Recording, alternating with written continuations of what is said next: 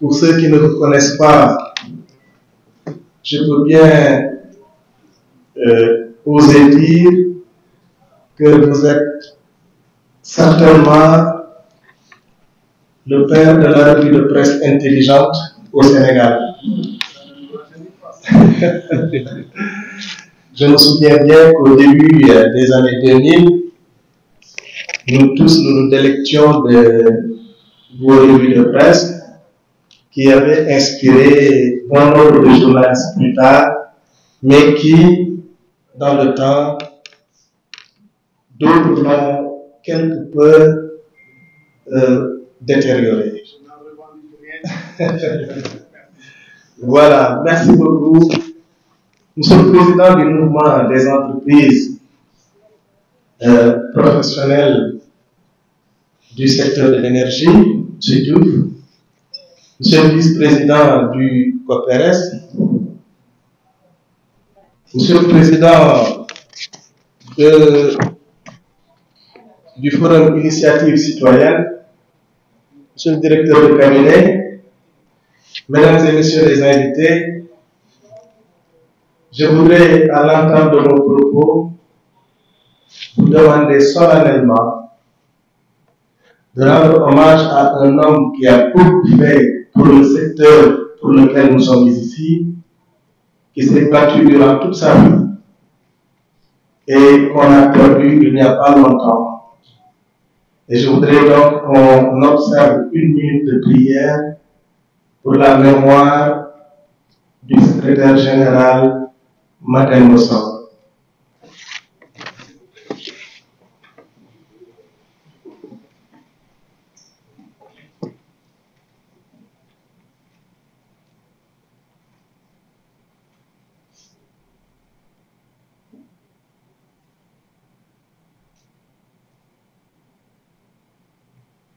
Amin.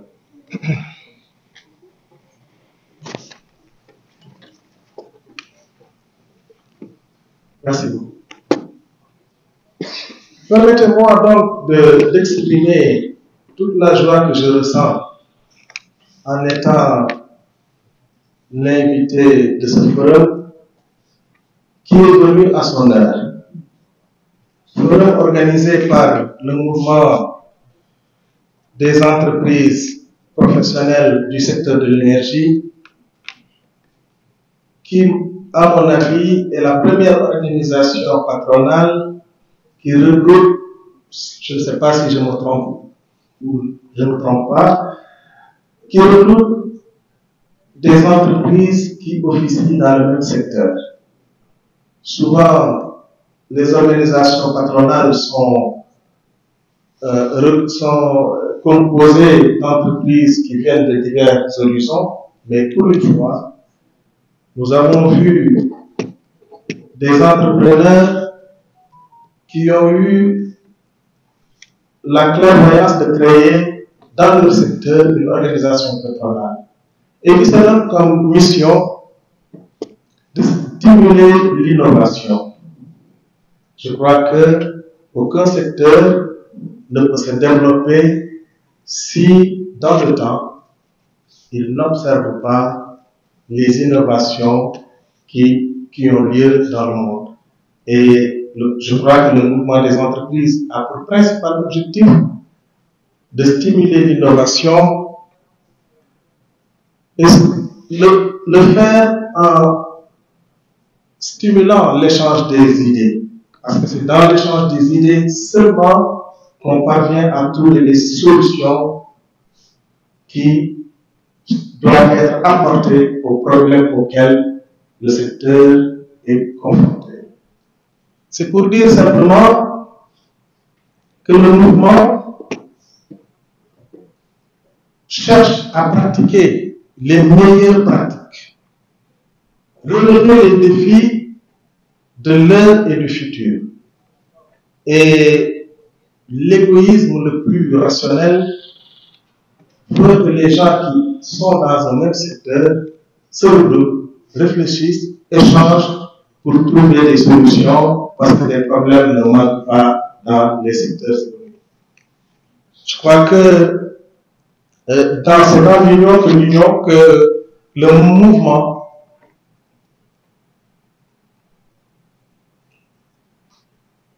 cherchera à mieux s'équiper. Cherchera à mieux s'équiper pour influencer les politiques que nous autres avons l'obligation de mettre sur pied.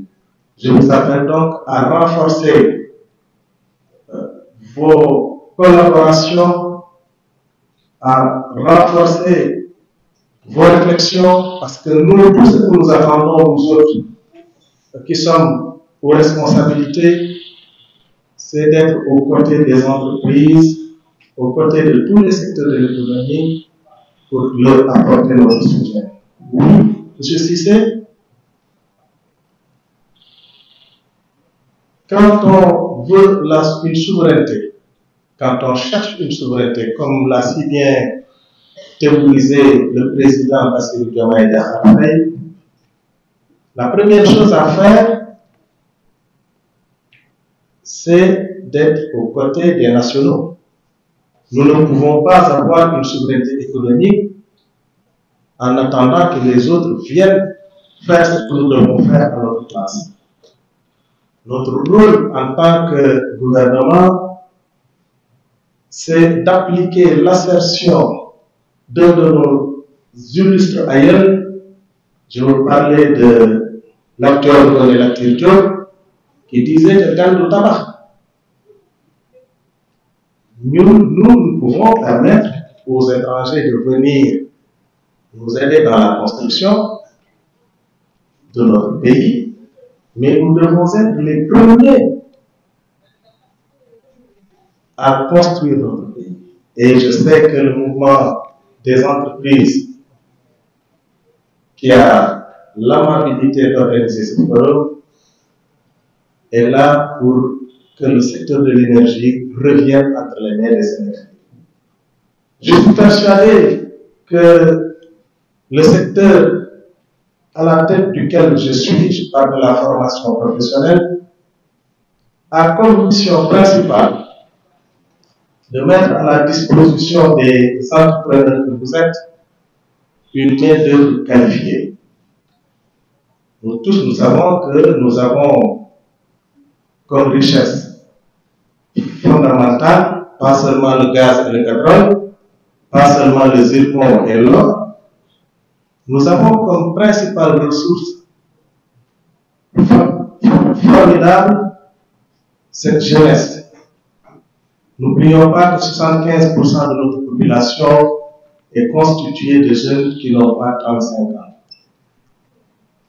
Ça, nous devons considérer cela pas comme une faiblesse, comme veulent nous le faire voir ceux qui, justement, nous envient au fond, mais nous devons comprendre que c'est la première richesse, et cette richesse, pour la valoriser, nous avons l'obligation de la former et de bien la former. Nous allons la former, nous allons permettre aux entreprises que vous êtes de disposer à portée de main une jeunesse très qualifiée. À terme, nous avons comme objectif de faire en sorte que la formation professionnelle ne soit pas une deuxième option. Souvent, c'est parce que l'élève a échoué dans le circuit général qu'on l'amène en formation professionnelle. Nous allons la valoriser, cette formation professionnelle, pour que les jeunes Sénégalais, dès le plus bas âge, optent pour cette formation professionnelle. Et le secteur de l'énergie ne sera pas en reste, puisque nous considérons que c'est l'un des secteurs les plus importants de l'un des secteurs les plus importants donc, du Sénégal. Pas seulement du Sénégal, mais du monde. Tout est énergétique. Tout le monde a besoin d'énergie.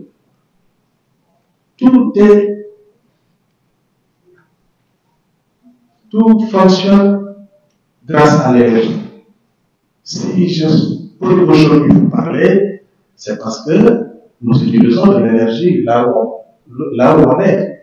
Donc, ce secteur-là ne sera jamais en reste dans notre mission de formation des jeunes du Sénégal.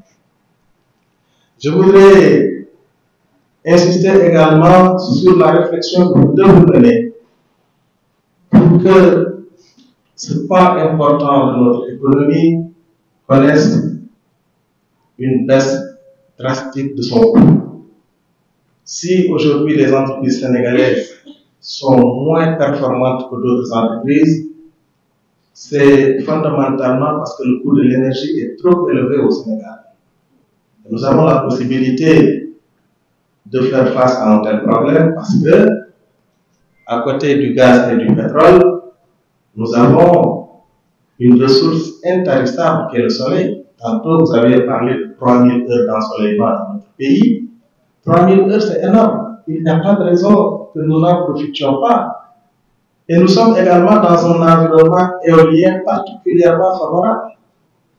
Pour toutes ces raisons-là, vos réflexions nous mèneront certainement, avec l'appui de la formation professionnelle et de la recherche, vos réflexions nous mèneront à utiliser les moyens pertinents pour abaisser drastiquement les coûts de l'énergie.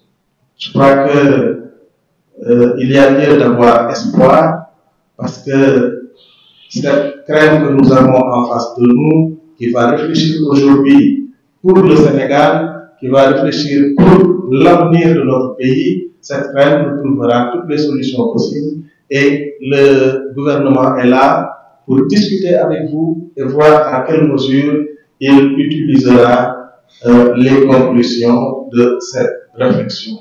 Monsieur le Président, je crois que nous ne pouvons que vous encourager de continuer dans cette voie-là. Et c'est le lieu également de remercier un monsieur qui, à mon avis, est très important dans le dispositif énergétique au Sénégal. Quelqu'un qui s'est fait, par ses propres moyens, en compagnie d'un de ses amis, je le nommais, vous devez certainement imaginer, Ibrahim John, avec Soyebou Diop, que je viens d'apercevoir ici. Donc, je les remercie particulièrement pour les avoir suivis depuis au moins une vingtaine d'années. Tout jeunes, ils sont sortis de la formation professionnelle et voilà des jeunes qui ont bâti une entreprise et je suis persuadé qu'ils deviendront d'ici peu l'un des plus grands champions d'Afrique. C'est tout ce que je souhaite à ces jeunes-là. Et je sais que nous aurons dans cette salle des gens qui pourront faire face à cette concurrence que vous avez énumérée tantôt, concurrence venant d'autres pays que sont le Maroc, la Turquie, et l'exemple le plus patent, c'est vous, M. Diouf. Et je suis persuadé que vous allez faire face à cette concurrence-là. Avec l'aide du gouvernement, vous allez encore devenir plus performant, plus important dans le dispositif énergétique. Voilà donc en gros ce que je voulais dire à l'ouverture de ce forum-là, tout en vous remerciant pour votre aimable attention. Je souhaite une bonne continuation de vos discussions. Merci beaucoup.